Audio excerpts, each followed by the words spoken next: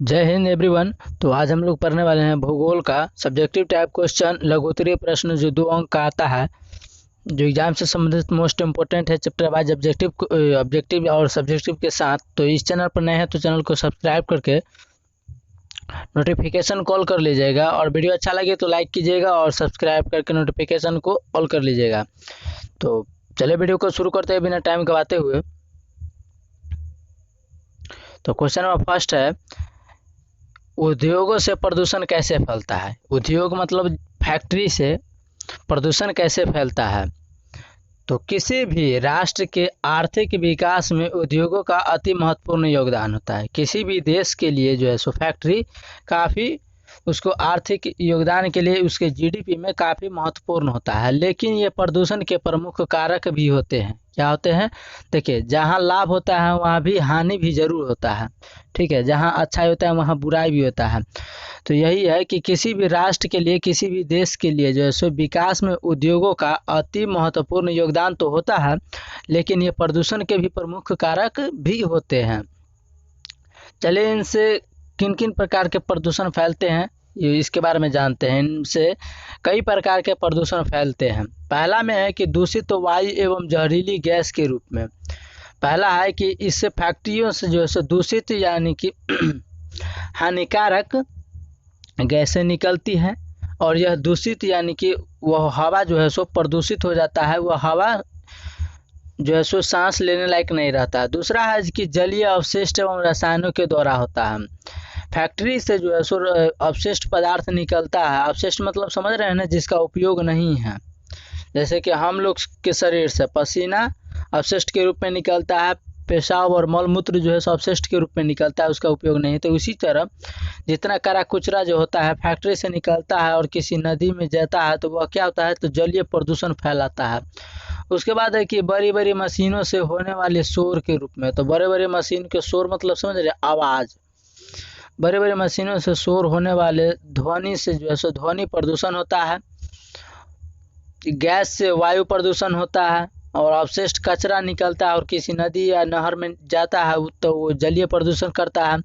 उसके बाद है चौथा कि उद्योगों से निकली गर्मी एवं ताप घरों का गर्म पानी नदियों में छोड़ने के कारण तापीय प्रदूषण होता है।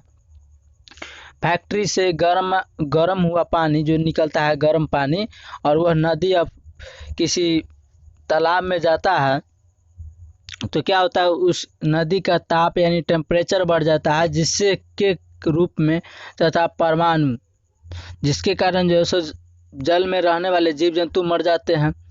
परमाणु रिएक्टरों से निकले रेडियो एक्टिव पदार्थ के अवशिष्ट के रूप में।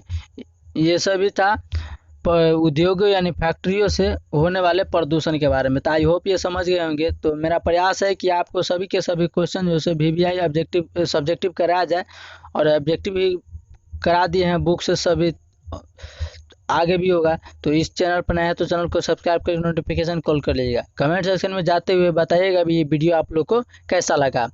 चलिए नेक्स्ट क्वेश्चन करते हैं। मेरा प्रयास रहेगा कि सभी को सभी आपको क्वेश्चन समझ में आ जाए।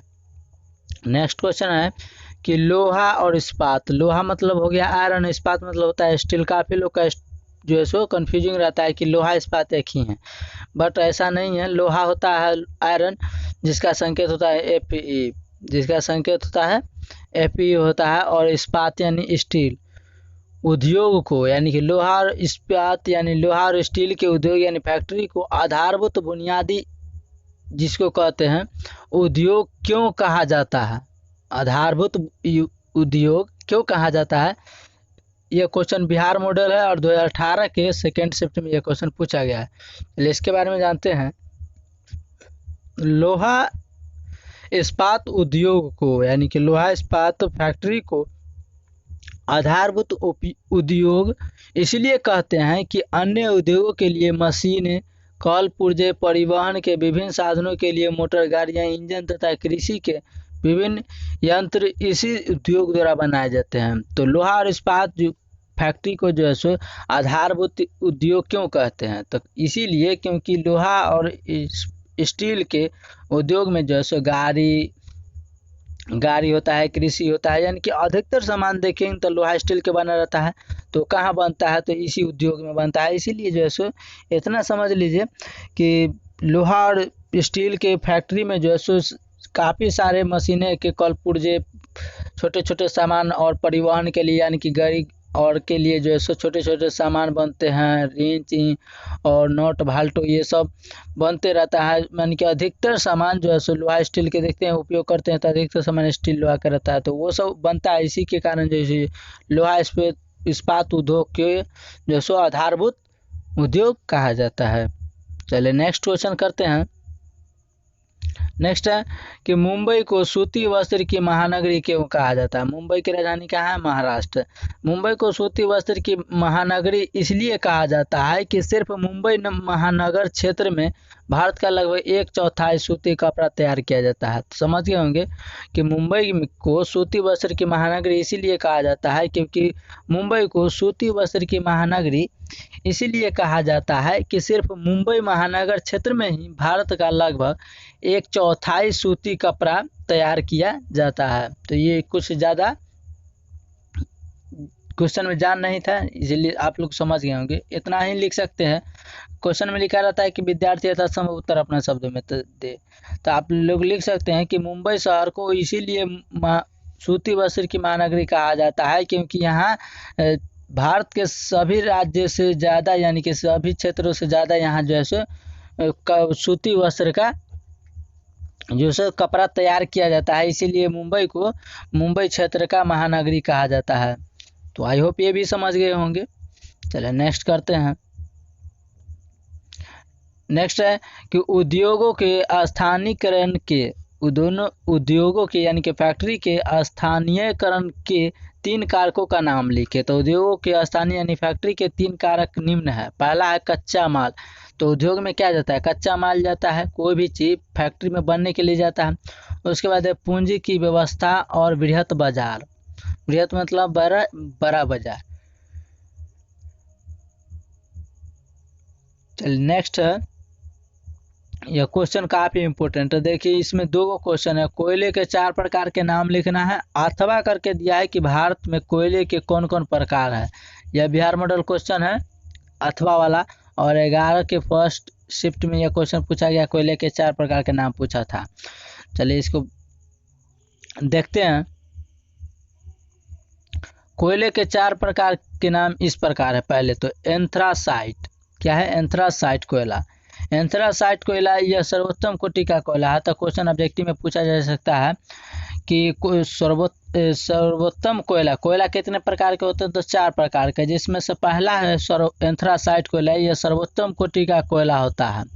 इसमें कार्बन की मात्रा 90 से 95% तक पाई जाती है। उसके बाद है बिटुमिनस कोयला। बिटुमिनस कोयला, इसमें कार्बन की मात्रा 70 से 80% पाया जाता है। तो जिसमें कार्बन की मात्रा सबसे अधिक होगा वही कोयला जो है सो सबसे अच्छा होगा। तो सबसे कोयला कौन सा अच्छा है? तो एंथ्रासाइट।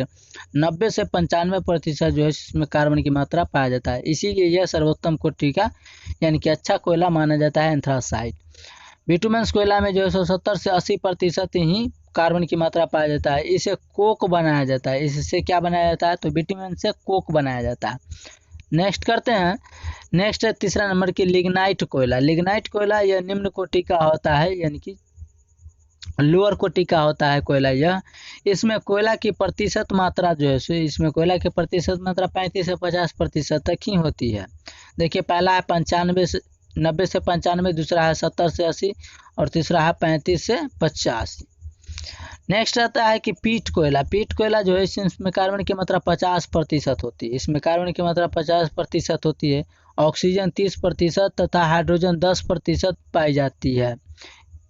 एक अन्य कोयला होता है केनल, जिसमें कार्बन की 40% मात्रा होती है। इसका उपयोग जो है सो गैस बनाने में होता है। तो आई होप ये समझ गए होंगे। कोयला के कितने प्रकार है? तो कोयला के 4 प्रकार होता है। एक होता है एंथ्रासाइट, एक होता है एंथ्रासाइट, दूसरा होता है बिटुमेंस, तीसरा होता है लिग्नाइट और चौथा होता है पीट। एंथ्रासाइट, बिटुमेंस, लिग्नाइट और पीट, जिसमें से सबसे अच्छा जो होता है वो एंथ्रासाइट होता है, जिसमें 90 से 95% कोयला पाया जाता है। तो आई होप ये समझ गए होंगे। तो नेक्स्ट मिलेंगे हिंदी से। हिंदी से सब्जेक्टिव, इसके करने के बाद हिंदी से सब्जेक्टिव वर्ण क्या है, इस संधि उन्धि के बारे में। तो आज के लिए इतना ही, मिलेंगे नेक्स्ट वीडियो में। Thank you. जय हिंद, जय भारत।